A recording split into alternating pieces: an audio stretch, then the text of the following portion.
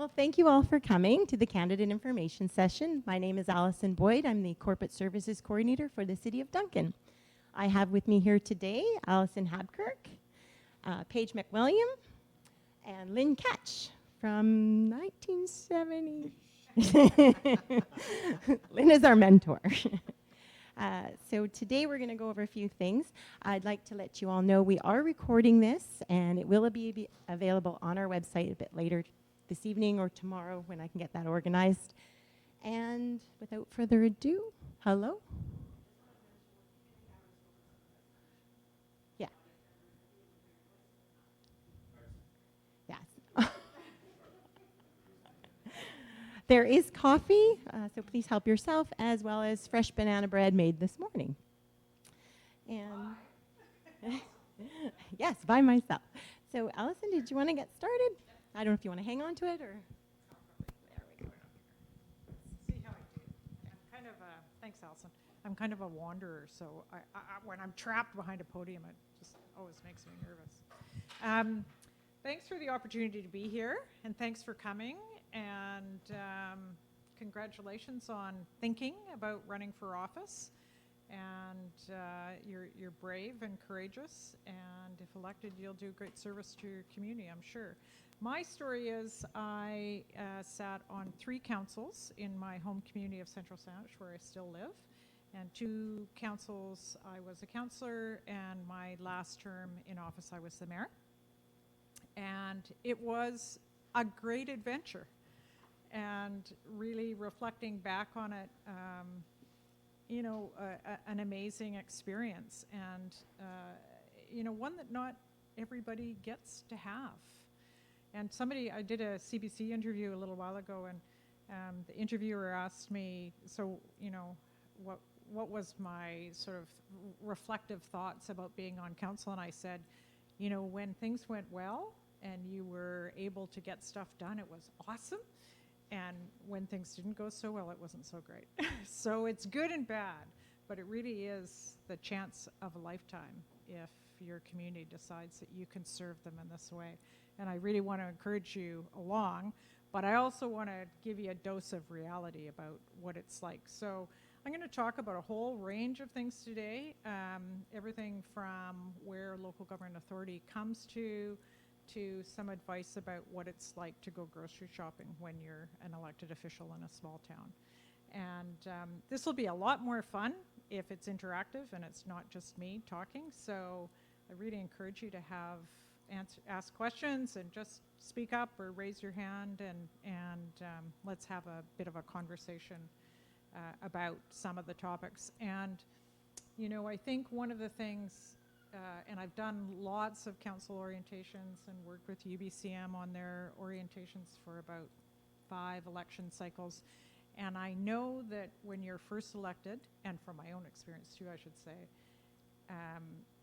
I had a lot of questions, and there were lots of things I didn't understand, and there was lots of jargon I didn't understand, like UBCM, Union of BC Municipalities, which is the body that represents elected officials in BC. But those people that, like me, that have been in local government for a long time, we just take it for granted that everybody knows these things. So if I say something that you don't understand, just ask me, because now's the time to start asking questions, and don't be nervous about it. Any questions right up front? Let me ask you, is there anything that you'd like me to talk about specifically? Is there do you have any questions right up front that you want to draw to my attention? I missed, you were the mayor of what community? Sorry, the district of Central Saanich, Okay. which is just north of the big Saanich. Yeah, we actually, I was so interesting to read that Duncan seceded from the district of North Cowichan. I just read a little history before I came up. And that is the history of my community too. We were actually a ward of the district of Saanich, and it must be about 70 years ago now, seceded. So it was a very interesting parallel, I thought. And I couldn't believe that North Cowichan was as old, at like 1893 or something like that. So a very interesting history, yeah. So the district of North Saanich, or Central Saanich, And interestingly enough, when I read the little piece I read about Duncan, they left because they didn't feel that they were getting the services that they really need, and that's exactly the story of my own community too. So that was all very interesting to read. Yeah, so you're thinking about running for office. I think it's a tough job. It's especially a tough job these days. And so you want to open your eyes to that and to know that it will exert pressures on you on a human level, on your family. You'll have to make tough decisions where there's not necessarily really super good yes, no kind of answers, and you'll for sure make some people unhappy in the course of the job. So it can be a very, very tough job. And I have some data here to show you. This was the best, most recent data that I could get, that in Canada, most people feel that politicians can't be trusted. And, you know, they're not really, you know, the public doesn't really love elected officials these days. Nearly 2/3 say politicians can't be trusted, and 1/3 believe they're primarily motivated by personal gain. Now, I think that that's not so true in small town Canada, but there is a general feeling out there of mistrust of elected officials. The good news is that if you look at the data just on the left-hand side there in the red circle, that you have a much more favorable ranking than federal or provincial elected officials have. And you know, the closer you are to the people, and I think the smaller the town, the higher the favorability rating. But you know, there was a time that even I can remember when really local elected officials were really held in esteem. And it's a tougher job now, and that's maybe not so true now. In my mind, this really is a job of community service. This is a job that you take on to serve your community.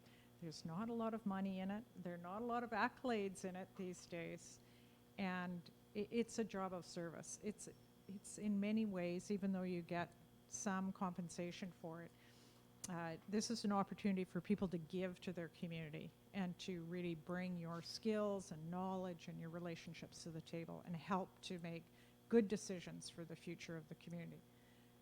So I think it's helpful to think of it as a job of community service.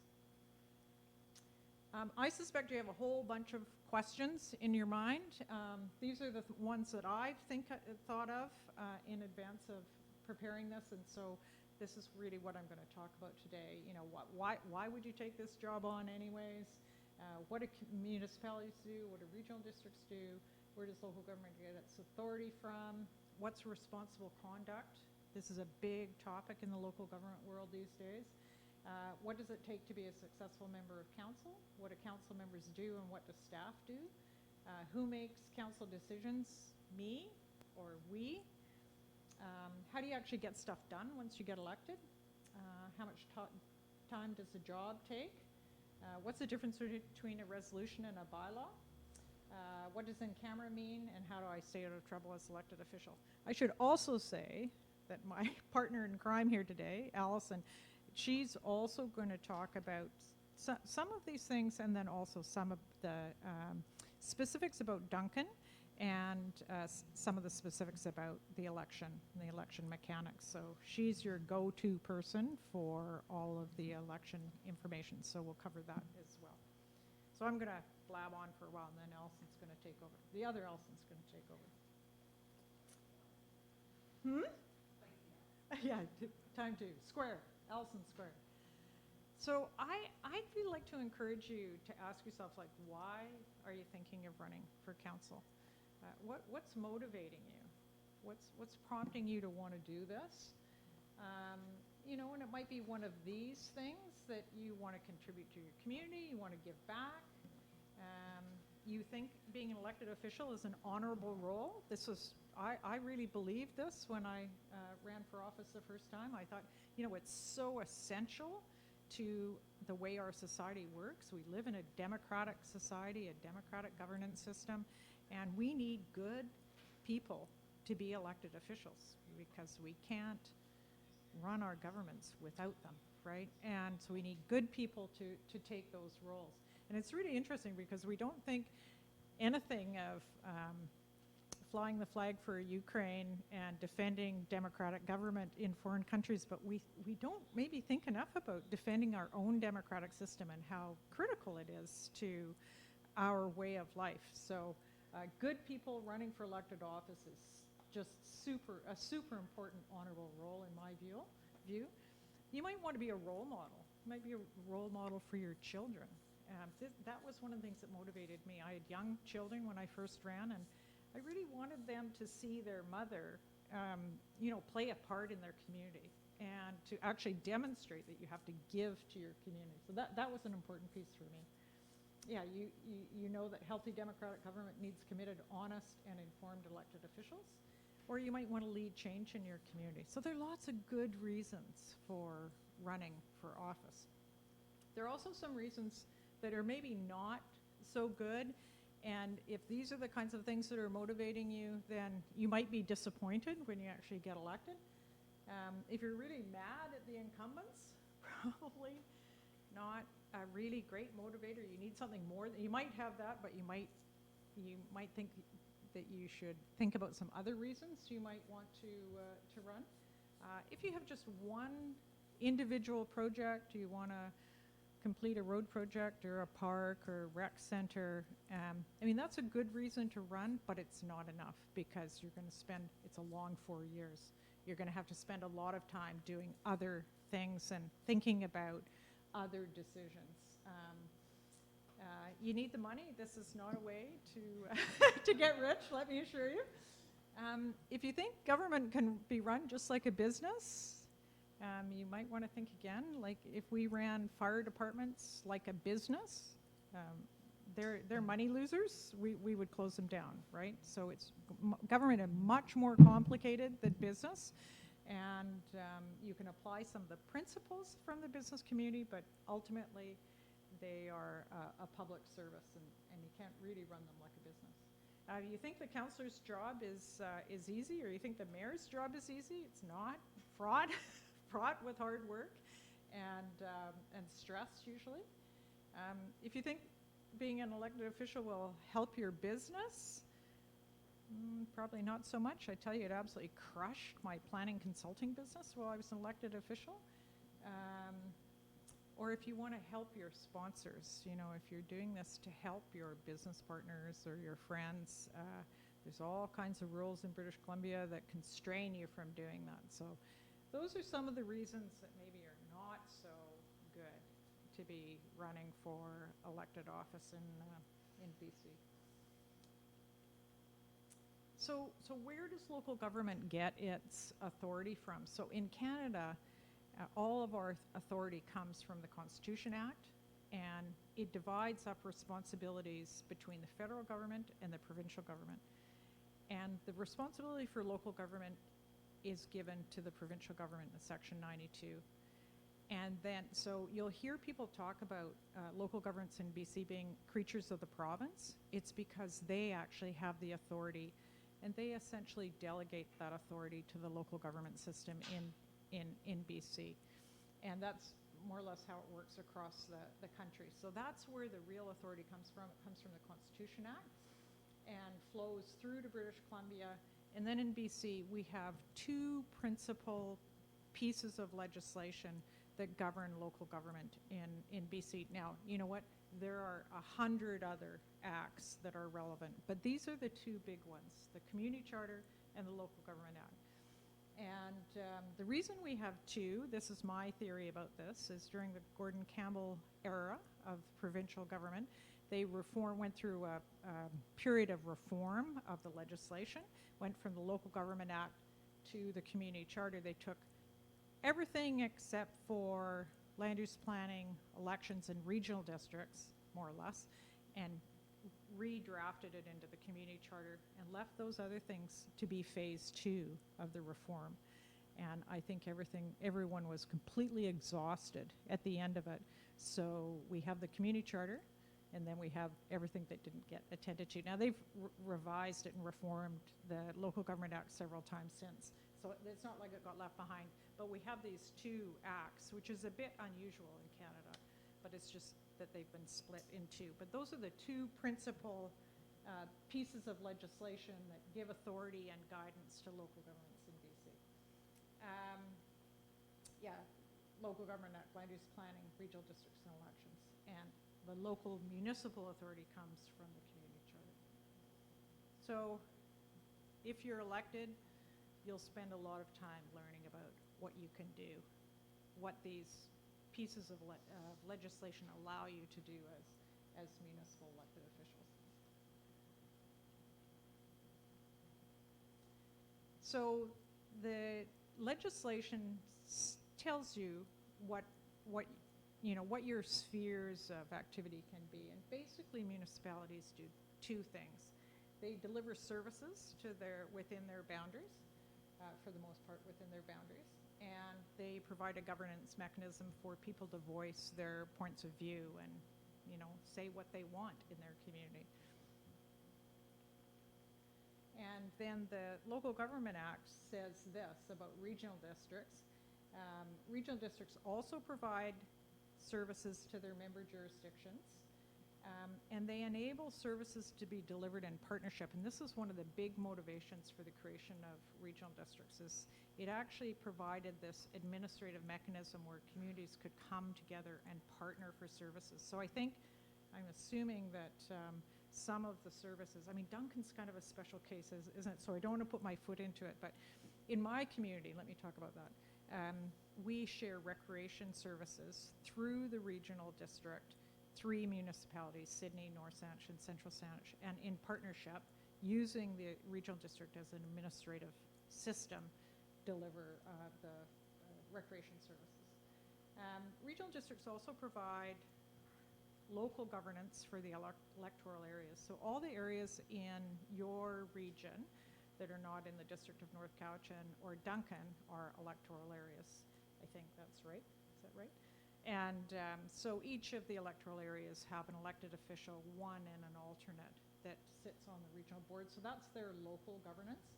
It's the equivalent of a council. It's just one person. And then there's the regional districts provide an administrative role related to financing. So they have very specific functions. I'll talk a little bit about that in a minute. Regional districts are, in my view, largely misunderstood by the public, by the media especially. They're not an order of government, they're a federation. They're where these municipalities and electoral areas come together to provide services. So we think of it, lots of people think of it as an order of government. It's really not. It's a federation in my view. And it's really a way of allowing the member jurisdictions to provide services to their area. And I'm here to tell you that virtually all regional district services are voluntary. So almost all services that you get into at the regional level, you do that voluntarily. Now, it's very difficult to get out of regional district systems or services, but it's generally not imposed on communities to have a service, a regional service. The community charter says that municipalities are to do these 4 things: provide good governance of the community, to provide services, laws, and other matters for the community benefit, to steward public assets, so all your physical assets, for example, water pipes and sewer pipes, that kind of thing, and to foster the economic, social, and environmental well-being of the community. So that's what you're supposed to be doing. And then regional districts, same thing. The legislation says they're to be service providers, administrative agencies, and federations of the member municipalities. And yeah, the interesting thing about regional districts, their authority is derived from their member municipalities and electoral areas. They don't have authority on their own. So here's a whole bunch of real varied assortment of things that I think if I was running for office and hadn't been in office before that I would like to know beforehand. So before I do that, any questions about anything that I've just talked about?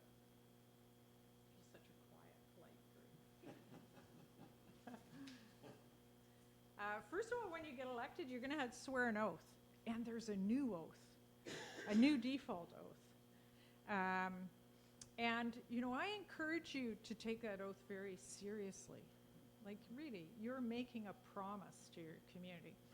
One of the things that the new oath includes, and you can just see this in the bottom few bullets there, that you'll carry out your duties with integrity, that you'll be accountable for the decisions that you make, you'll be respectful of others, and you'll demonstrate leadership and collaboration.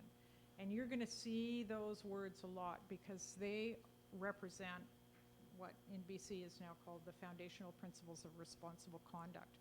And they are the foundation of all of the conduct work that's being done in the province for about the last 6 years. And they've just recently been incorporated into the default oath of office. So basically what the new oath is going to say is that you're going to be well behaved. You're going to act with integrity, you're going to be respectful, you're going to be accountable for your decisions, and you're going to obey the law, which the very last bullet, I will perform the duties of my office in accordance with the law. So that is an addition to the oath of office, was never there before, but we thought maybe it would be important that it be in there and be very explicit that you ought to expect, if you're elected and you swear this oath, that you will act in accordance with the law. I had someone recently say to me, yeah, but what if we don't like the law? And I said, then you have to change it, but you ought not to be breaking it. So food for thought. If you're not comfortable with the oath, you might want to think about not running. Here are the fuller foundational principles with a little bit more explanation, and then there's a whole other layer of explanation for each of these. And I just encourage you, they're on the UBCM, the Local Government Management Association, and the Ministry of Municipal Affairs website. There's very good resources around responsible conduct now, and there's a lot of pressure coming from all sorts of different directions right now for councils to be respectful and to behave responsibly. And I was really interested to read your policy, and it's not called a code of conduct, it's called council policy or something like that. And it has some really great stuff in this and in it, and I encourage you to read that too if you're thinking about running for office. So just a few words about what these are my views, what I think it takes to be a good, successful member of council. I think it takes really good listening skills. You spend a lot of time listening. And I think that's kind of hard after an election. Yep. Could you speak up just a little, please? Sure. When your voice goes down, my hearing aids don't pick it up. Okay. Is that better? That's better. Maybe if I just try and speak. Your voice slides down at the end of the sentence. I can't get it. Okay. I just thank you for telling me that, and just beat on me if you can't hear me. I think after an election where you probably do a lot of talking, if you're going to go out and do some door knocking, you will probably have an all candidates meeting, you spend time doing a lot of talking, but the reality of the job is that you do a lot of listening. And that's maybe a hard transition to make sometimes, and you need to listen, of course, to the public and listen to your fellow council members. So I think being a successful elected official requires really good listening skills. You need an ability to process a lot of information. I asked Alison before the meeting tonight how many pages a typical council agenda could be. It's going to be hundreds of pages and can be much more, especially if there are technical reports as part of it. And you need to be able to process that information. You need to be able to read. You need to be able to figure out what information you need to spend a lot of time on and other information where you can kind of gloss over it. Because the reality is, and I've seen council agendas that have thousands of pages on them. Like, the reality is you can't read that. So you need to be able to figure out where you need to invest your time and where you need to trust your staff. So you need to be able to have those kinds of information processing skills. You need to have a commitment to uphold the law, obviously. You ought to be prepared to commit and really live the foundational principles of responsible conduct and not demonstrate poor conduct, especially in a council chamber. You ought to have high ethical principles. You know, they will be tested while you're an elected official, and you ought to be able to know where you stand on right and wrong and honesty and integrity. You ought to be prepared to work hard, because it will require hard work and a lot of time. I think the best, most successful elected officials are those that work well with others.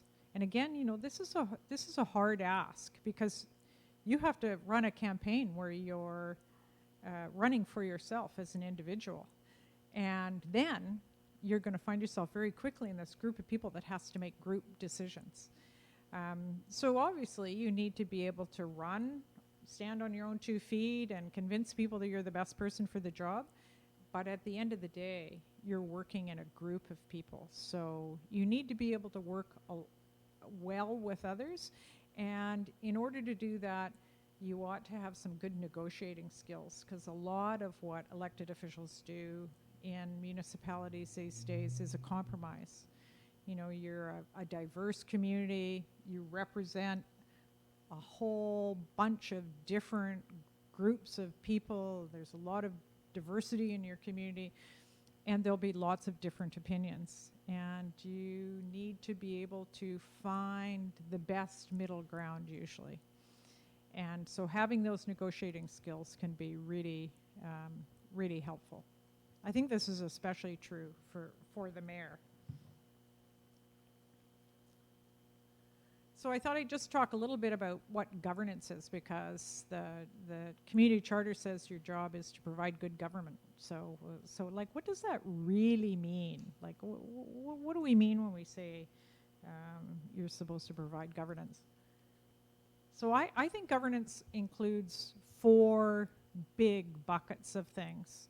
First of all, your responsibility is to set the strategic direction for the community. So in part that's done with your official community plan, which I asked Paige about, and it's going, you know, I mean, you have the good fortune to have this current, you know, recently drafted official community plan. It's going to council next week. Like, how awesome is that? And in large part, the organization or the community direction is set by that plan. But then you also have the corporate direction. You know, the municipality of Duncan is a corporation, and it is your responsibility to set the strategic direction for the corporation. So setting the strategic direction, bucket number 1 of responsibilities. Bucket number 2, allocating resources. So obviously every year you set a budget, you allocate the financial resources of the organization, and to a great extent allocate the human resources of the organization. So that's a huge responsibility of elected officials. And then you have an oversight and reporting responsibility. So you have oversight of the chief administrative officer, that you're responsible for. Your sole employee is the CAO. You need to do an evaluation of the CAO every year, make sure he or she's doing their job, and you're satisfied with the performance of the staff. And then every year you report out in an annual report, which is your annual reports are online, and they're excellent. I was, again, super impressed when I went and took a look at them. And then the 4th big bucket of responsibility is managing risk. And lots of times that's legal risk, you know, risk of lawsuits or legal risk to the municipality, and risks these days related to infrastructure management and maintenance. So your job is to make sure that the risks that might be coming at the municipality are well attended to and that you're prepared for them.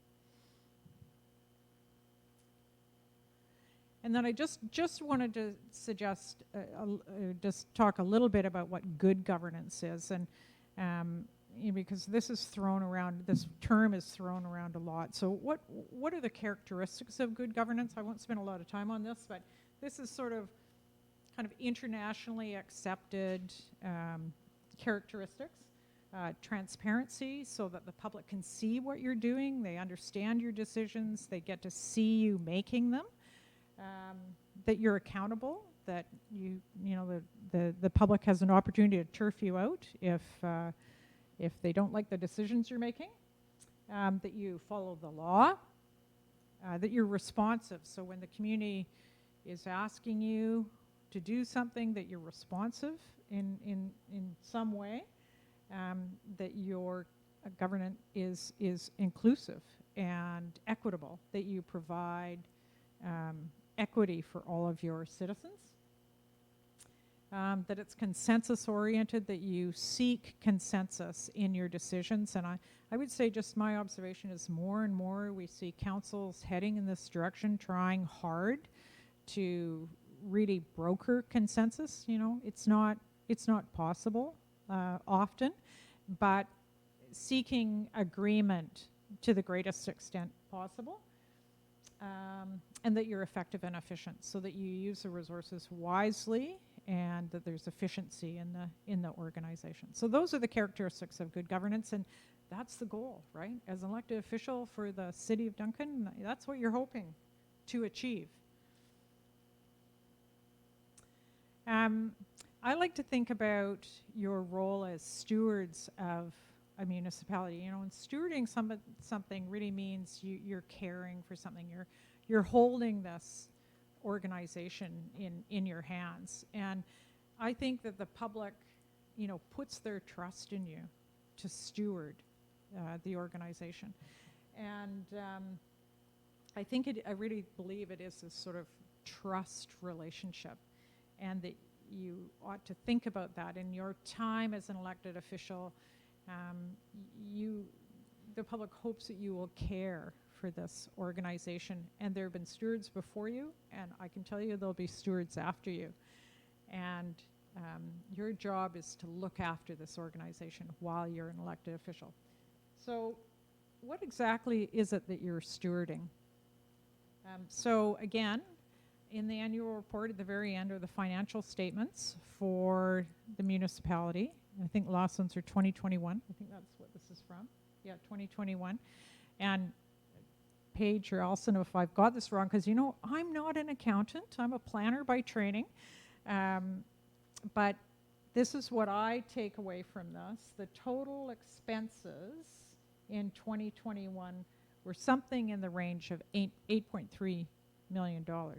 So this is not a small operation. This is not something you run off the side of your desk. There's a lot of resources coming in and going out of the corporation, and you're ultimately responsible for that. So does that sound about right? $8.3 million, good. Phew, I always feel good that I've got that right. And then the other one that I just want to show you are the tangible capital assets of the organization. So these are the assets that have been built up over the history of the city of Duncan. And by my reading, it's about $33 million.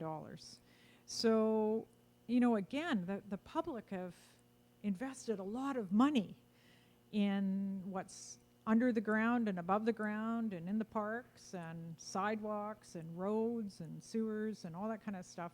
And it's your job to make sure that they're well looked after. So not a small undertaking. I mean, if you were running a company with an $8 million budget and $34 million of capital assets, that's a big deal, I figure. And that's the job of the council, is to make sure that those assets are looked after and those resources are looked after and well spent. So again, all of that's in the annual report. It's a good read. I thought the annual report was super well done. The decisions that you make on council are all shared decision. You have no authority as individuals. Again, this is a hard reality to face after you run for election as an individual and tell everybody you're the best person to do the job, and then all of a sudden you have to make decisions with others, right? So all of the authority is executed collectively and individually, including the mayor, with a couple of very small exceptions. Individuals have no authority. You have no authority to make promises, and you have no authority to direct staff or anything as an individual. And so, you know, in the campaign, you might think about what you promise, because you might promise to work towards having a new park built, but you have to convince the majority of members around the council table that that's what actually should happen, because you won't have any ability to make that happen yourself except for through your powers of persuasion and good hard work, I think. So shared and collective decision making. What does council do and what do the staff do? So I like to see this as a partnership. Really, you know, the public, the staff, and the council all need each other. And the council's role is to set the direction and to make decisions. That's your role. The staff's role is to give professional advice. You hire professional staff to offer the best professional advice they can offer, and then you make a decision, and then they implement it. Whether it's consistent with their advice or not, doesn't matter, they're going to implement it. So that's the staff's role. And the public's role is to be informed and to participate. I would say we're not doing so well these days in that area. It's hard to do, hard to get people to participate and to get them involved, but that's their role, and we would all be better if they were really engaged and really participated. I don't know, do you know what the voting turnout was in the last election? I should have looked this up. It's about 32%. Yeah, so you know what, in BC, that's good. I think the average is about 25, 26%, but really 1 in 3 of your residents vote. I mean, it's a sad commentary on the state of our democratic government, I'd say right now. And that's why I say, you know, we're not doing so well, and despite lots of good efforts, not doing so well in really engaging people and convincing them that being part of the elections process is really vital to our system of government. We work in what's called a council manager system of government. So this is universal across British Columbia. Most of Canada uses this sort of model of government where you have the citizens elect the council, and then the council hires a professional administrator to administer the organization. And it's called the council manager system of government. And the convention is that the council has one employee. It's the chief administrative officer, and that's the only employee that you give direction to. So council doesn't give direction to the public works director or to the clerk or anybody else. All of the direction of council goes through the chief administrative officer, and then he or she manages the rest of the organization. And that is the system that we work in. You know, the American system, you hear about the strong mayor system, completely different system, right? Where the mayor, a lot of authority rests with the mayor. That's not our system. All council members are equal, including the mayor. They only have one vote. This is your organizational structure, and you'll see councils at the, it's very hard to see. You can see councils at the top, and then the chief administrative officer and the department heads and the rest of the staff. This is also in your annual report. Yeah, please.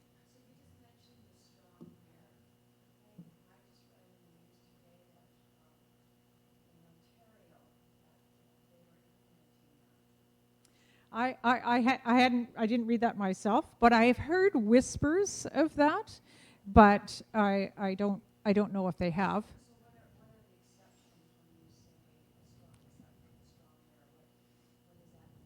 But what it would mean is the mayor has the ability, independent of council, to direct staff. That's the simple. Yeah, yeah. So, and in the U.S., the strong mayor system, they'll hire staff. The mayor will hire their own staff. So the staff is more politicized than certainly in British Columbia. Yeah, yeah. So thank you for pointing that out, because I'll go and have a look. But I'd heard talk of that.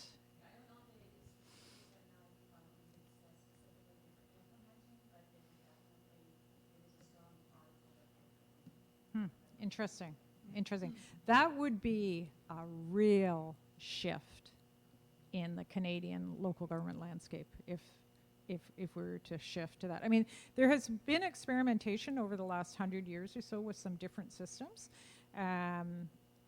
but that, implementing a system like that would be, quite a departure from what has been the practice in the past. So, very interesting. Okay, I'll keep my eyes out for that one. Oh, sorry. There we go. Yeah. And that just a nice segue from what I just said is that the tradition, the convention, the practice in British Columbia is that municipal staff are nonpartisan. And the professional staff that are members of the Local Government Management Association, there's a code of ethics, and one part of the code of ethics is that they remain nonpartisan. So they will take the direction of a council, one council, and implement it, and the next council, which might be of a completely different political persuasion, they're going to implement the decisions of that council equally. You would never see any difference from one council to the next. And I'll just say from my own experience, in my community, my administrator was absolutely fantastic administrator, and he must have been there for about 7 or 8 councils. And in my community, there are some very dramatic political swings from one side of the spectrum to the middle of the spectrum to the other end of the spectrum. And the beautiful thing about my administrator was it never showed on his face, and it never was those political swings were never reflected in his work. He performed his duties in just the quintessential nonpartisan way. And there has been some notable political shifts. The City of Vancouver, you saw from one council to the next the departure of the CAOs, and in some places in BC there has been some politicization of the CAO job, and it really, in my view, I'm just expressing my opinion, poses a real threat to our system, that we really ought to be thinking of our staff as nonpartisan, and they're professional staff, and they will deliver the best professional advice, and they will execute the will of the elected officials, irrespective of whatever their political leanings are, as long as the direction is legal. How to get stuff done. So, once you get elected, okay, so you've made these promises during the election, and so how do you actually get stuff done? And, the first thing to consider is that everything that gets done has to get done at a council table. So if you have an item that you want discussed by council, or you want, something to happen, it has to get on an agenda, and it has to be discussed by council, and council has to give direction. So again, this is where you go from being the individual to being the collective. So council as a collective has to give direction. So it has to get on an agenda, there has to be some discussion, probably there needs to be some staff input, and a decision has to be made. And all decisions must be made by resolution or bylaw, so it actually has to be a recorded decision of the council, and so that it can be transmitted to the staff. And everything needs to be voted on by council, and most decisions of council require a simple majority vote. So, half plus one of your council.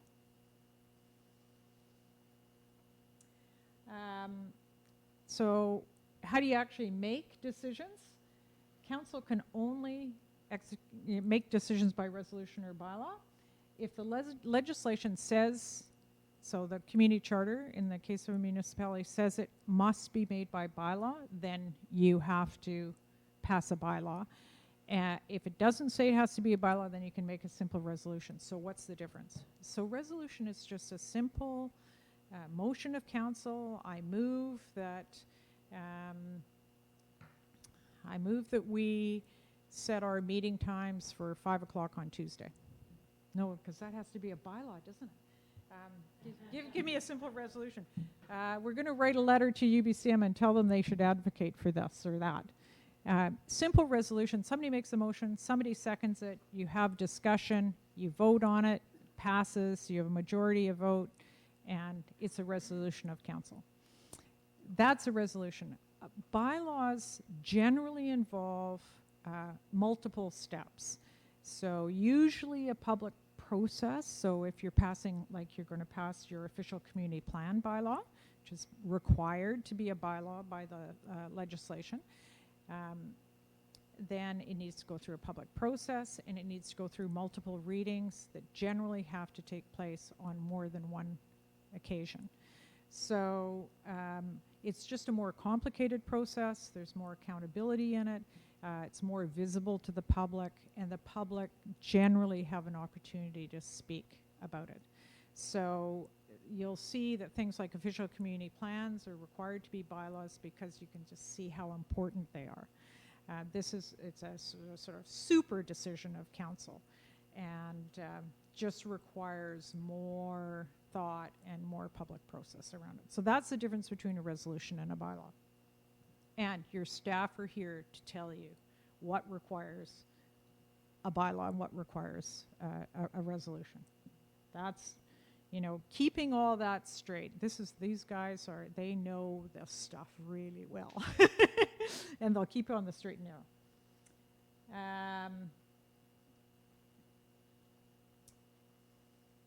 Any work, of any significance that is not preceded with a resolution or a bylaw, it's just not valid. It's not legal. So everything has to be, a legitimate decision of the body of the council. So the other term that you'll hear thrown about is closed meetings or in camera. The proper term in British Columbia is closed meetings. That means they're not open to the public. And in British Columbia, the general rule is everything you do is open to the public. The default is everything you do should be visible to the public. I mean, you're their government. They should be able to see what you're doing. And then there are a few exceptions. So this is a very, very simple view of closed meetings. I'm sure Paige and Allison are going to have a fit when they see this. Generally, the exceptions fall into 3 categories: labor, legal, and land. So where there are personnel matters, where there's protection of privacy of your staff, those things can generally be held in a closed meeting. Those discussions can be held in a closed meeting. If it's a legal matter where you're receiving advice from your lawyer about a legal matter, say something that's going before the court, and it's part of the municipality's strategy, that can be in a closed meeting. Or if it's a land matter that is, this isn't all land matters, it's only specific land matters, but for example, if you want to buy if the corporation wants to buy a piece of property and you want to put a bid in on the piece of property, and that having that be public could jeopardize your bid, so other people would know what you're going to bid, then you can hold that in a closed meeting, hold those discussions in a closed meeting. So there are some very specific exceptions.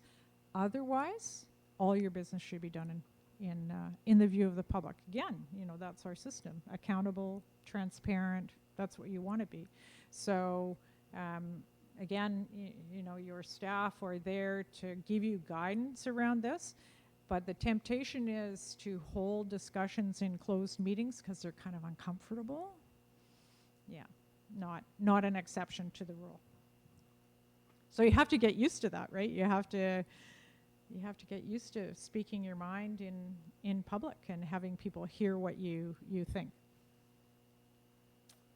I just want to say something very briefly about what constitutes a meeting, because there's been lots of talk about this in the last, I'd say, 10 years in BC. This is a report by the Ombudsperson about local government open meetings in British Columbia. And this is what it says. A gathering is more likely a meeting if the attendees are discussing matters that would normally form the basis of council's business and dealing with the matters in a way that moves them towards possible application of council's authority. So what does that mean? It means that if you're doing council business and you're advancing council business, it needs to be done in a duly constituted meeting of council. That does not mean you can go to the bar after the council meeting with 3 or 4 of you and talk about council business and advance the business. That's not okay anymore. I got to tell you, in my day, we did that all the time. It's not okay anymore. You're coming close to holding a meeting where there's been no public notice, the public don't get to be there. So the business, again, the default is the business of council should be done in the council chamber, in the view of the public, and not in somebody's rec room. Yeah. So there used to be a number set on the participants of the meeting. Is that still applicable with this? Because I read this and 2 people talking. Could be a meeting, but a quorum is 4. Yeah. So, and we used to hear that if more than 3 people were, councillors were talking, then that could be construed as a meeting. So I'm trying to say that doesn't have a number in there. Yeah. Is there a number now? Or Yeah. is the number Allison, do you want to? It's public perception. Yeah. Anything. If 3 or more are in the bar talking business and possibly somebody overhears you, that can be construed as advancing council's business. Literally in a closed meeting, which should have been an open, transparent meeting. I think it's more public perception that I'd be worried about. Because you're in the eye 24/7. Yeah, and where this becomes really problematic is if, let's say you're talking about a rezoning bylaw and you and 2 or 3 of your fellow councillors are sitting in a restaurant really going at it, talking about, oh, no, you should vote this way, you should vote this way, here's why, and you're really wrestling with it. And then you come into a council meeting and you vote on it, and it passes. Then somebody who was opposing that, on the opposing side of that bylaw, could take you to court and say, well, hang on, they were doing the business outside the view of the public. They were in that restaurant. They were talking about, they spent 2 hours talking about this. And so they were advancing that decision. And it wasn't at a legitimate meeting of council. Then the bylaw's at risk. And then what if the bylaw gets quashed? Right? So that's where the risk is always around this, is that somebody, especially in land matters, right? Where do people who are challenging decisions of council go? They go to process. They go to procedure. That's where they try to, that's where the weak links are generally. So that's the risk. So I think the Ombudsperson, and this is a fantastic report that, if you have a question like this, you might want to take a look at this report, because you can see that he's troubled by this area of local governments, and enough that he wrote a whole report on it. And he didn't put a number in here, and he's cautioning you that you could be attracting risk in your decisions if you do the work outside of the council table, right? So yeah, it's a brave new world, I think, around that kind of stuff. You'd hate to see, for example, an OCP bylaw go down, right?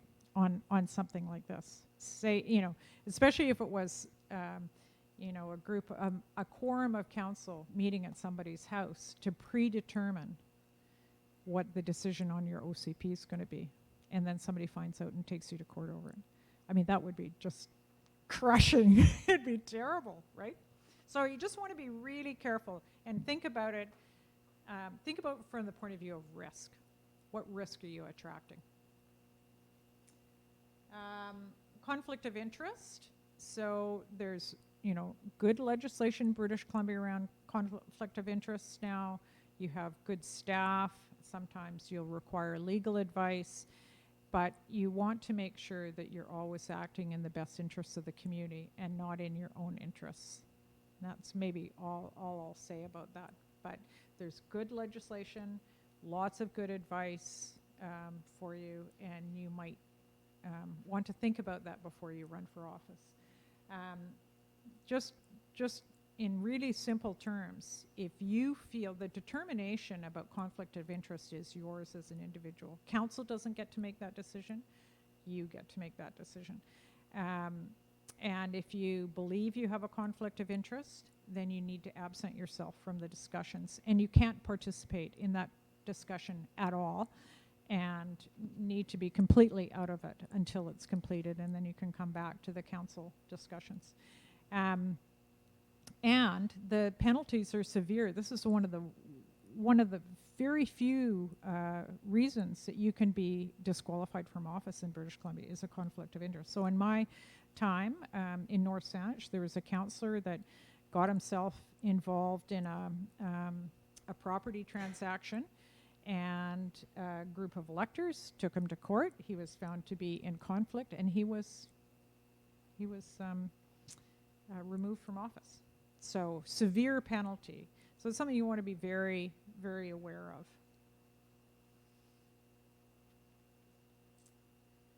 of. What's the time commitment? It's big. I mean, we've got some elected officials here. You want to tell us how much time you spend? Hours. Every week. Yeah. For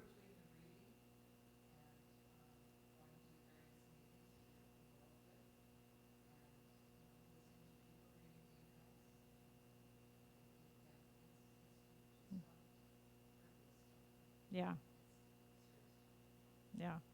And Allison's going to talk in some detail about this. So lots of reading, lots of preparing for meetings, committee meetings, meeting with your constituents. Yeah, it's a big time commitment. And really to be successful, you have to spend, especially that preparation time, I think. You need to be organized, and you'll be visible.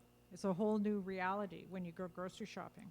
My kids, when I used to take them grocery shopping, they had no idea that it was about getting food. They thought it was about talking about community, talking to people. Mom, you're talking to people again, right? People want to talk to you, and you're visible.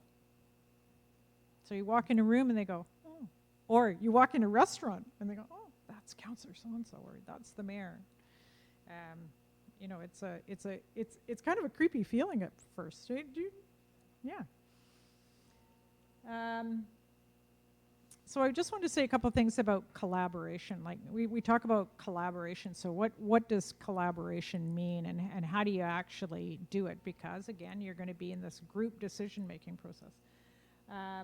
It's listening, respecting diversity, like really coming to terms with the fact that you have this diverse community, and probably every person on council represents some kind of group or multiple groups in the community, and that you're all going to come at things from slightly different perspectives, and to really come to terms with that this is actually a good thing. Nature loves diversity, and you're stronger because you're diverse than you would be if you were all representing one small group.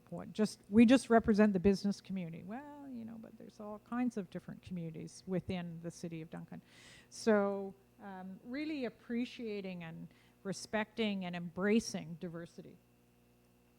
Agreeing on expectations. So at the beginning of your term, you'll do some strategic planning and you'll agree on priorities. And then trying to set expectations, especially for the term of your office. Like really in the last 20 years, I think BC municipalities have come a long way.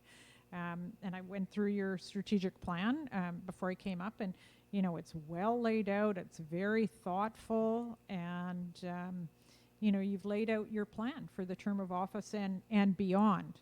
So setting those expectations and setting those priorities early on in the term can be really valuable, and then kind of where you're at as a group, right? Setting priorities. I just wanted to just talk about this for 2 seconds. Some of you have probably seen a diagram like this before. This is the typical group process from the sort of social work psychology world. This is what happens when a group of people come together.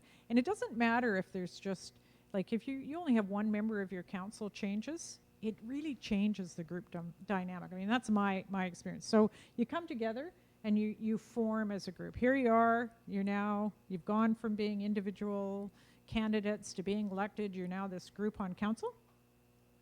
You're forming, and then pretty quickly, generally, you are into storming, where you're kind of wrestling for control and influence, and trying to figure out ways that you can get along with each other, and you don't like how he talks or she's not being respectful. And so there's this sort of friction that happens almost with every council. And then you settle in and you find ways to work together, and you're norming, and you figure out, okay, well, we can get along here. This is how we're going to do our business. And then when you get past that sort of norming phase, then you can really perform. You can really get things done. And then before you know it, 4 years has gone by and you're into another election cycle. But lots of councils get stuck in the storming. The friction is there, and they're fighting with each other, and they're wrestling with each other, and they never really find a way to overcome those differences. And I really urge you to think about that when you're in that storming phase and think, man, we got to find a way to get through this. And that doesn't mean it's going to be a kumbaya moment. It really doesn't. It just means you find a way to perform for your community, to get stuff done, and get beyond the nasty, the friction. I advise you to know your moral compass, because it'll be tested, to know what's right and wrong in your mind, and know where the law is, where that line is, and really feel okay about saying no if you think it's not consistent with your moral or your values. You should know your official community plan, especially because you've got this new plan coming in. The summary that's on your website is excellent, gives you a really good overview. It's the long-term plan for your community. It doesn't say this, but I like to think of it as a 20-year plan or more, and it really sets the future for your community. Just need to do a time check here. And it's a super, super powerful document. I think often underestimated by people, but this is the voice of your citizens. You've probably spent a small fortune, have you? Probably, creating this new OCP, and lots of public engagement and lots of public input, and so it's the voice of the people, and it ought to be driving the future. And so there's the vision statement in the plan, and then a whole set of community goals. And you might want to just have a look at those and see, because this is going to be in place. It'll be a bylaw. It's unlikely to change in the next 4 years, and you might want to think about, can you make decisions consistent with this plan? Because it's what will be governing the future of the city of Duncan.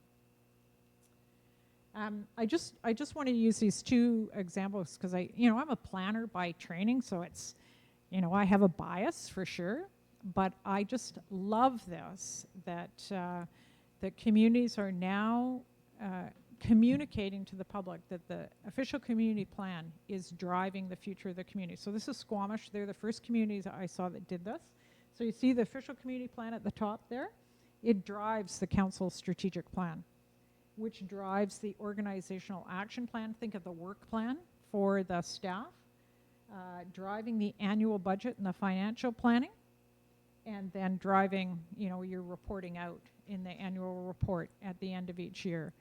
So it's driving that, and I was really happy to see in your strategic plan that actually in the mayor's statement she talks about this. The official community plan is what gives guidance to council, and then it's executed through the strategic plan and the work plan and the budgeting. Yeah, Emmett.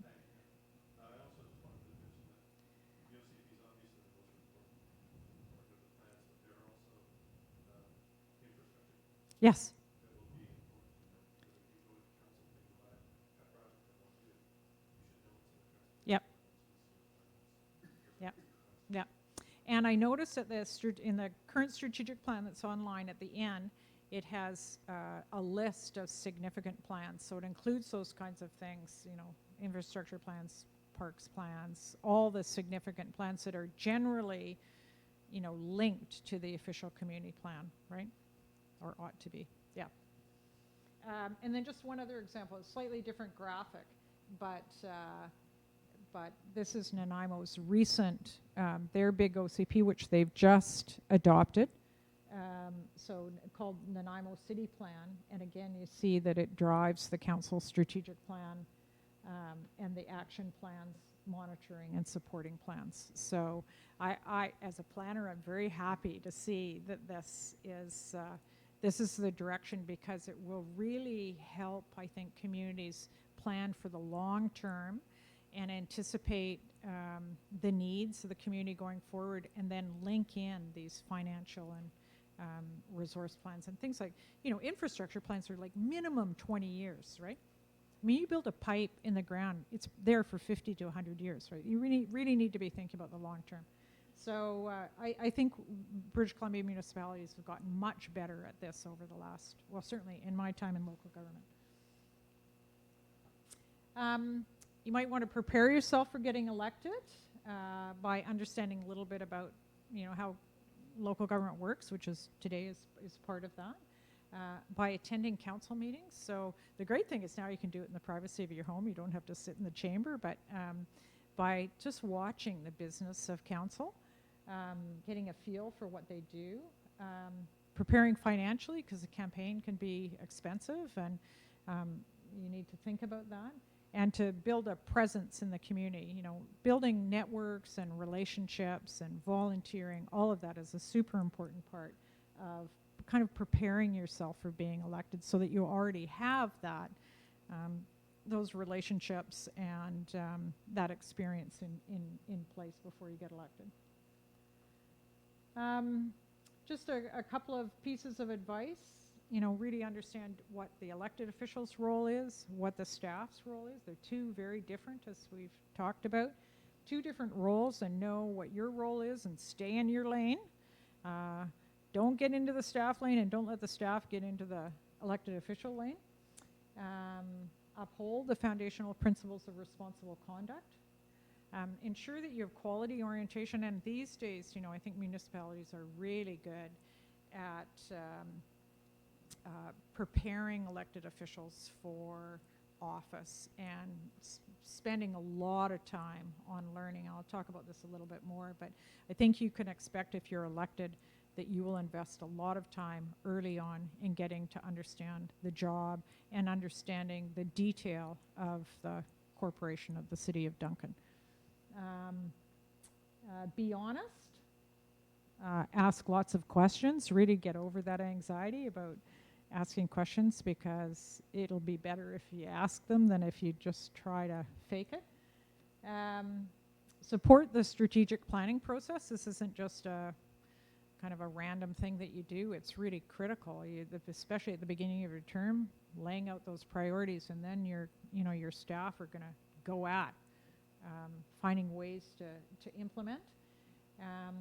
Be sensitive to and aware of the 4-year cycle. So there are some things that are best done at the beginning of the term, and not done at the end of the term. So if you were starting an official community plan, for example, I really urge communities to do that at the beginning of their term, because it's often, 2-3 year process, and you don't want that to get caught up in an election, so you want to start early.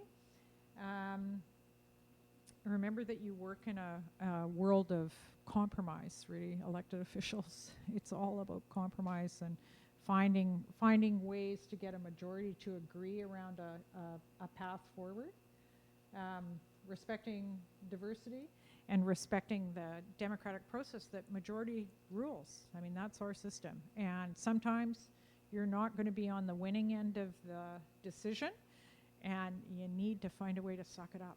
It's really tough, especially if you fought passionately for a decision and you didn't prevail. So finding ways to let that go and moving on to the next piece of work or the next piece of business.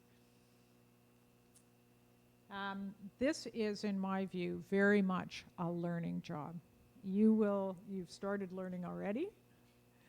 The learning curve at the beginning of the term is going to be steep and harsh, and you won't stop learning for the 4 years. And you ought to be prepared for that and put energy into that. So there's lots and lots of opportunities for learning over the course of the term. So Union of BC Municipalities has a convention, which for me was always about learning. Fantastic clinics, exposure to ministers, meeting your colleagues, networking, just fantastic opportunities to see what other communities in BC are doing. So the conventions are really good. The Local Government Leadership Academy offers webinars and an annual leadership forum every year. Great learning opportunity. Now there's just more and more webinars done by the Local Government Management Association in partnership with the Ministry of Municipal Affairs. Your staff will probably provide, lunch and learn opportunities, special workshop opportunities. And in order to really be able to make informed decisions, you need to learn. You need to absorb this information. And so it is really a full-on process for the whole term. It's not just about some orientation at the beginning and then you can kind of cruise. In order to stay abreast of what's going on in the local government world these years, you need to be full-on and invest in that learning.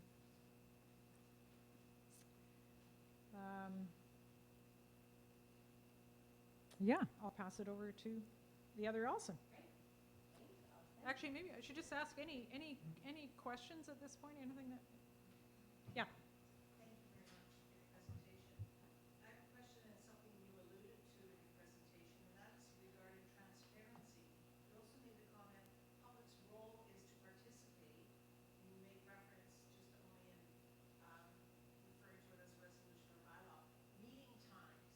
And one of the things I have observed, and my question to you is, how effective is it if local government holds their meetings in the middle of the day, say at 1:30, when people with businesses, jobs, or children in school are unable to attend, either as a potential candidate or even the public with specific concerns?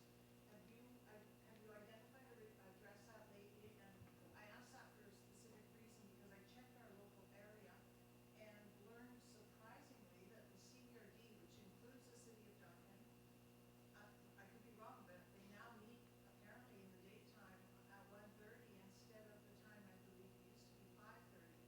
The city of Duncan meets in early evening, town of Lake Cowichan and Ladysmith early evenings. North Cowichan meets 1:30 in the afternoons for years, and they're unavailable for transparency. And I'm wondering what your experience can address that. I think it's a really big issue for public participation. Yeah. We're all over the map in BC on this, and it is within the authority of a municipality or regional district to set its meeting times. It does that in the procedure bylaw, right? So the collective decision makers, they decide what day and what time they hold their meetings. And it is all over the map. Some hold them in the daytime because they think that's the best time for people to attend. Some hold them in the evening because they think that's the best time to attend. I think we've really increased the transparency by having most meetings Zoom. They're available to stream, or they're archived and they can be seen later. So, you know, it's a matter of the collective deciding, and this is, again, one of my bits of advice to every council, is they look at their procedure bylaw at the beginning of the term and you know, make whatever adjustments they want to make, because the procedure bylaw they're the rules of the road for your municipality, your council. And I think if there's any one bylaw that really belongs to the council, it's the procedure bylaw. And that's where the times and dates are laid out. So it's up to the regional board or the municipality to figure out what is the best time to hold those meetings. So yeah, I mean, it's fair comment. My best advice is either you get elected and lobby for change, or you lobby the board. Thank you. And when I was on council at White Couch, and I brought it up 3 years in a row, and at the time, the only local governments when I checked on Vancouver Island that met in daytime at that time were North Couch and Davina. And so then, like I said, now the CRD seems to have moved to the daytime, and I see that as a concern. Yeah, the CRD meets in the daytime too. Yeah. So,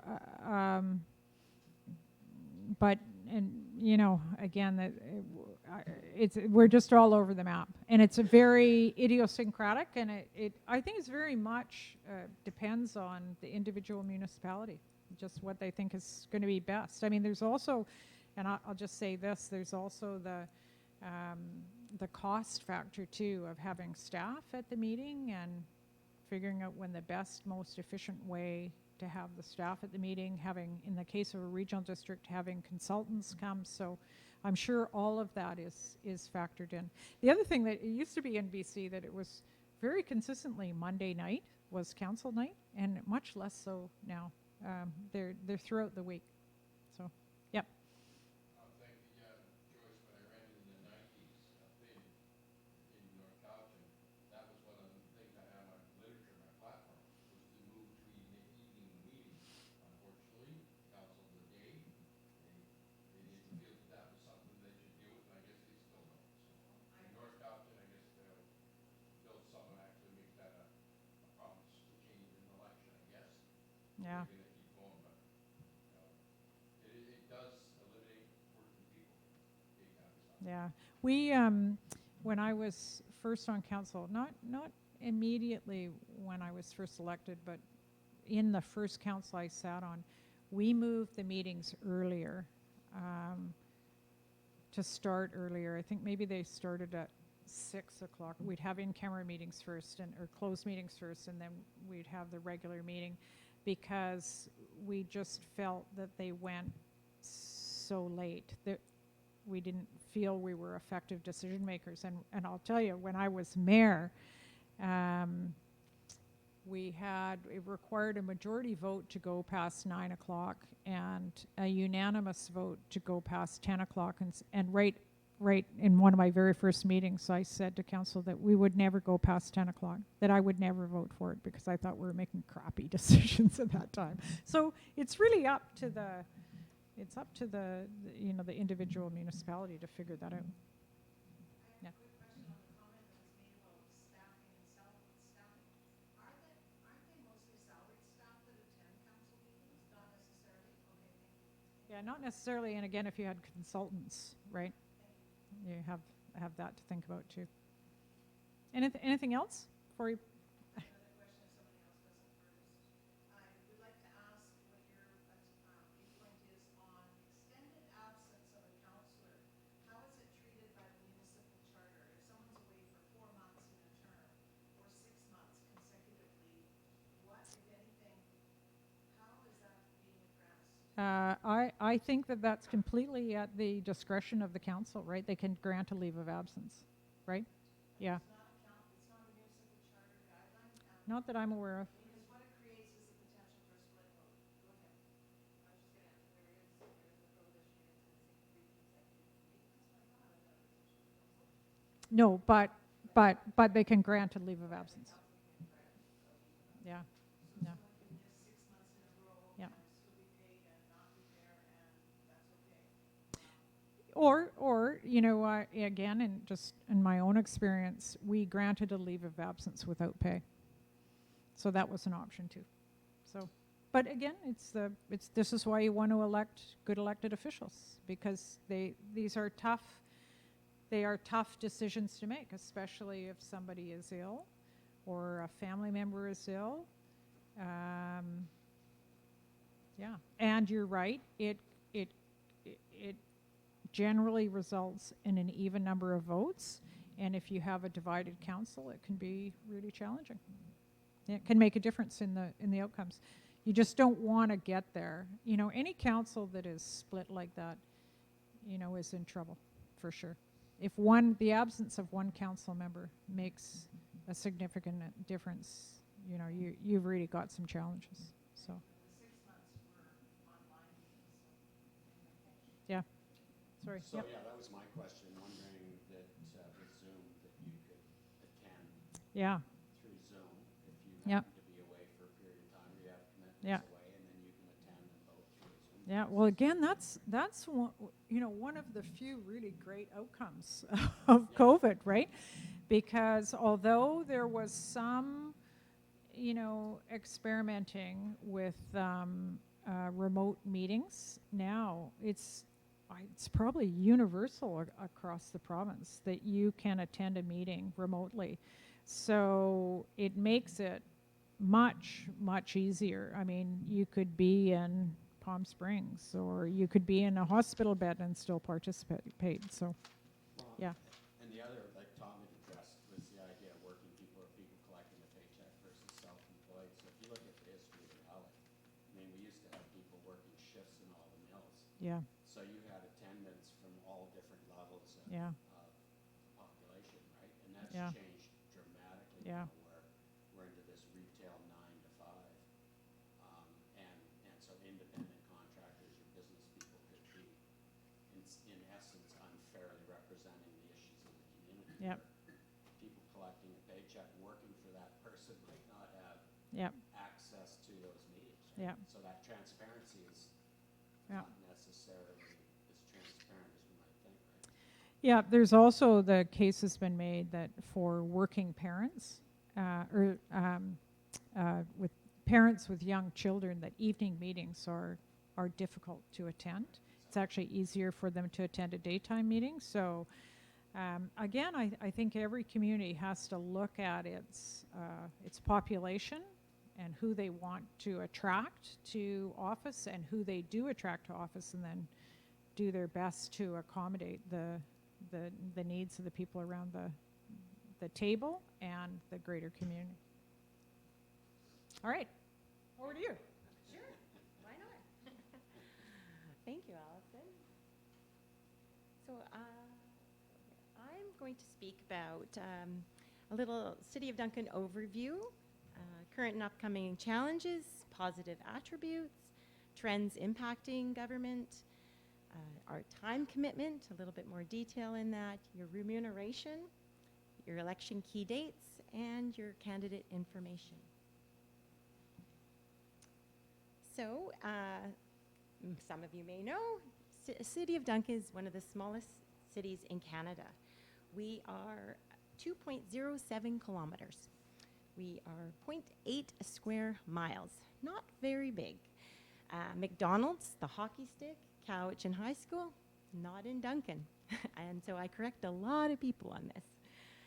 We're surrounded by Area E of the Cowichan Valley Regional District. It's hard to see on this map, but on one side, to the south of us, we have Cowichan Tribes, and to the north and a little bit to the south, there is Municipality of North Cowichan.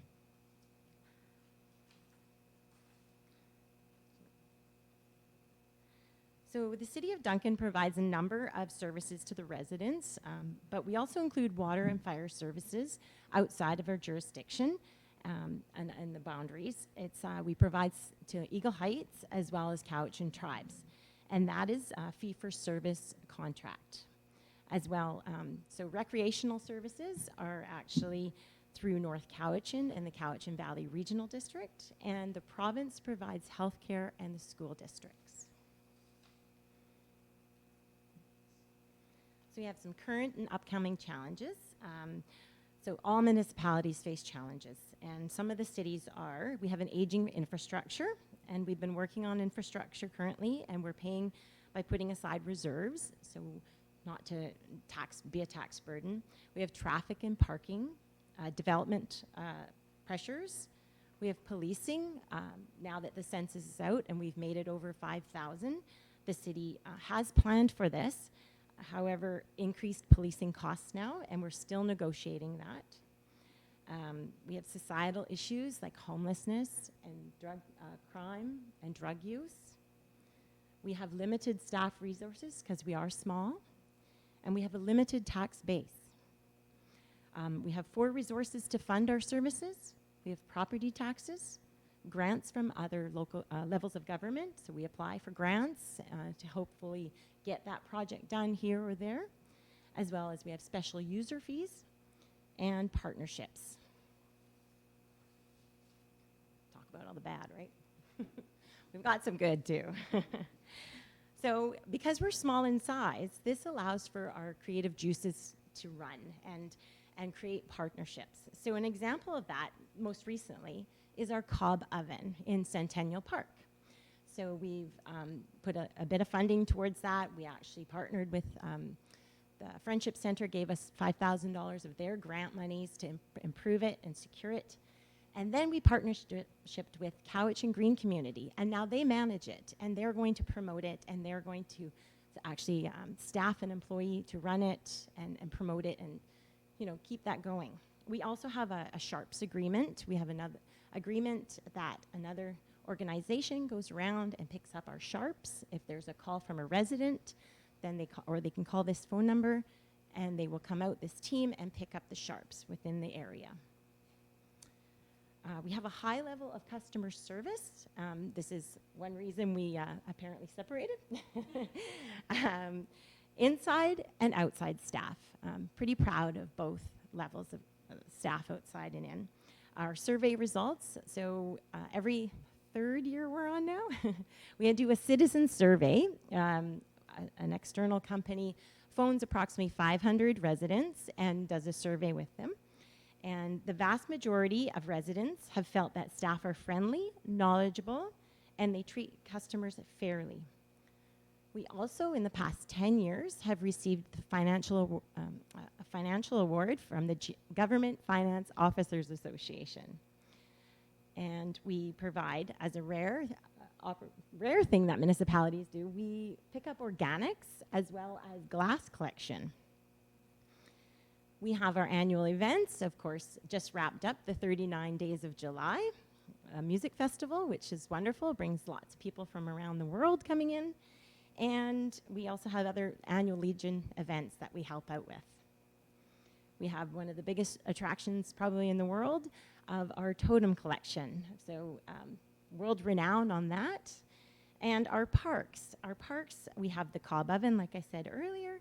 We have play areas, we have a water park, walking trails, sports fields, and of course sports courts. And I understand we just got the lines painted for pickleball, which is pretty popular these days. I haven't played it myself, but yeah. So we have some trends impacting government, of course. There's public demand for open and transparency. You've heard Allison speak of this as well. And we want that open and transparency. There's also increased visibility and scrutiny of elected officials and staff. Like I said earlier, you're on stage 24/7. When you walk out your door, they're watching you.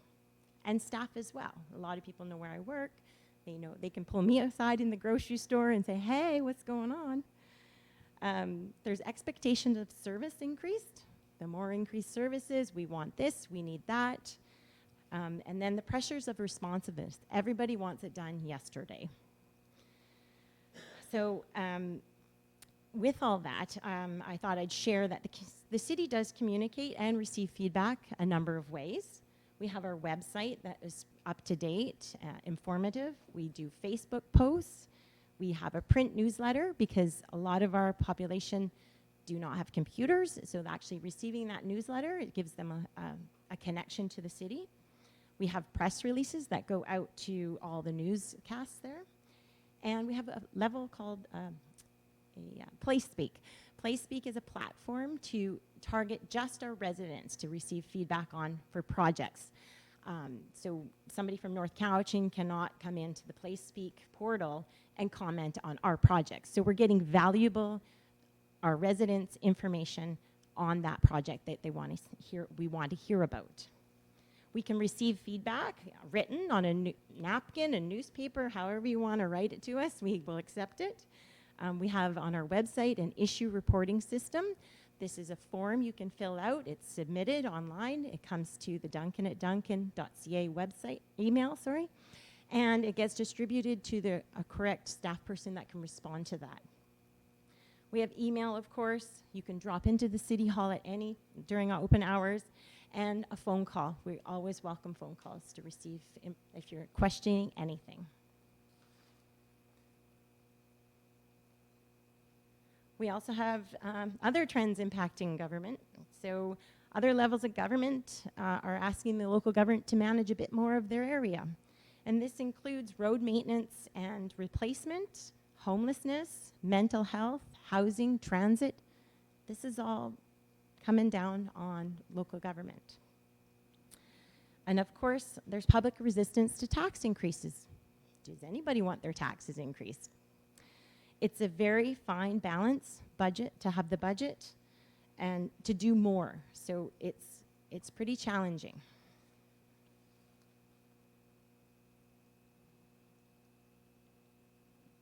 Here we go. So your time commitment. Allison spoke a little of it earlier. We have council meetings once a month, twice a month. We have committee of the whole meetings. We have special council meetings, and those are as needed. Of course, we have committees. There's Totem, Tourism, Environment, Advisory Committee of Disabilities, at ADP, Advisory Design Panel. Those, we all have a local an elected official represented on each of them. We have external advisory committees that council members are appointed to attend those meetings outside of the city and report back to us at the council meeting, so everybody's informed equally. There's emails, there's phone calls, there's meeting prep. So between 50 and 200 pages, say, an agenda, and in the past at other local governments, I've sent out a 900-page agenda. Those are usually sent out on a Thursday for a Monday 6 p.m. meeting.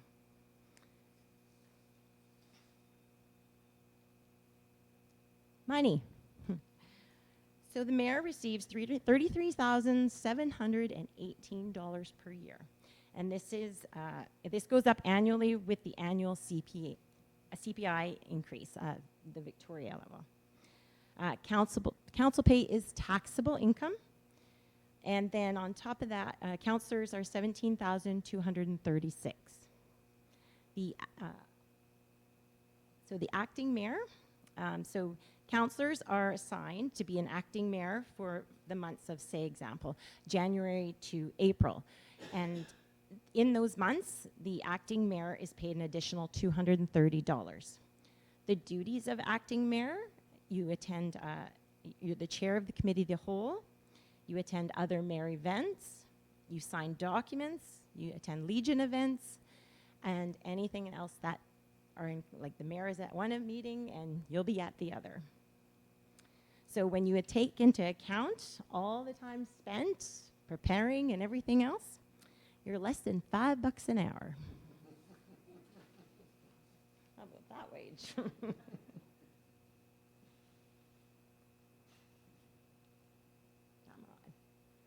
Okay, so what are we all here for, right? Some key dates. Nomination period. So it's coming up. August 30th to September 9th. We have I can go downstairs and get more. There's nomination binders and information in that. We'd like you to book an appointment with the Chief Election Officer to go through the forms that you need to submit and make sure your I's are dotted and your T's are crossed. We have candidate nomination withdrawal if you're really scared and shaking at the knees, September 16th, 4 o'clock. Your campaign period is September 17th to October 15th. Advanced voting opportunities, this will be held at the Fire Hall, October 5th and October 11th, in case you can't make the general voting day, October 15th. We will, after close of general voting day, we stay afterwards, and then we do preliminary results that evening. And then your first meeting is your inaugural meeting, being sworn in November 7th at 6 o'clock. I've shared some links here. So the City of Duncan website, it's updated regularly. Lots of information on there, lots of videos to watch. Also some light reading, the Local Government Act and the Community Charter. They're not too big. Elimina, he's a registered parliamentarian. He has lots of resources on his website. Of course, Elections BC and the BC government has their information as well. And I've shared with you the Cowichan Valley Regional District, just the link there. However, they do have a referendum question that we just received, and it's a thesis. It's long.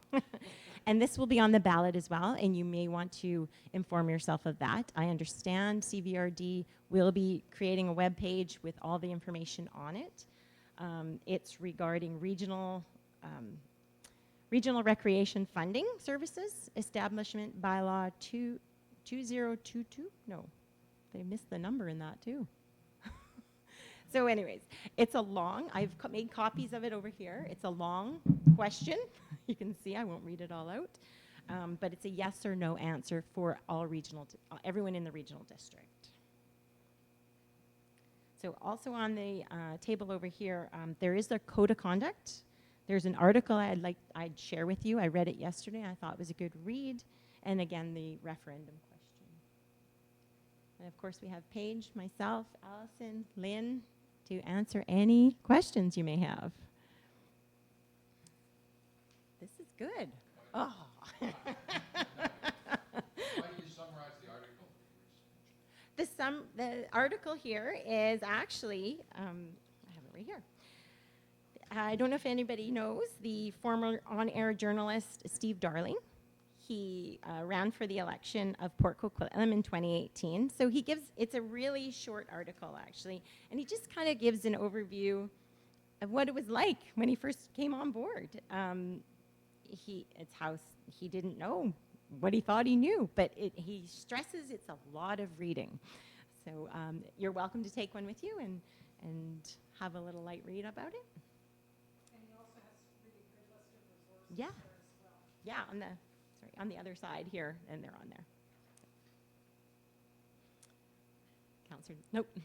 Will the presentation be uploaded to the webpage too? We're recording this right now, and we will have it uploaded. But with the recording, can I blow it up? Because some of the text is pretty small on there. Yes, you should be able to. I hope so. If not, I can send the presentation to you. Or anyone else that would like it, just send me an email. Yeah. What were the vote tallies in the last election, so per existing council, do you know, like just a round number, like in terms of numbers of people voting for specific? Like, It's all available on Civic Info. I can share that link for. yeah, okay, yeah, Yeah. yeah, that's what I just, yeah. Yeah, so Civic Info is an actual portal for a lot of information, Civic Info BC, and we'll be sharing all the election results that night as they come in, and they'll be posting it. So, and I'm sure there'll be a ticker tape at Check 6 News or something like that too, right? Yeah. Yeah. Anyone else? Great, thank you. If you have any questions, feel free to phone us and email. It's up there. can do elections@duncan.ca or Allison@duncan.ca page. It's just our first names at duncan.ca. It's nice and easy. Yeah, Lynn. Yeah. Lynn's been with us a long time, and we look up to her.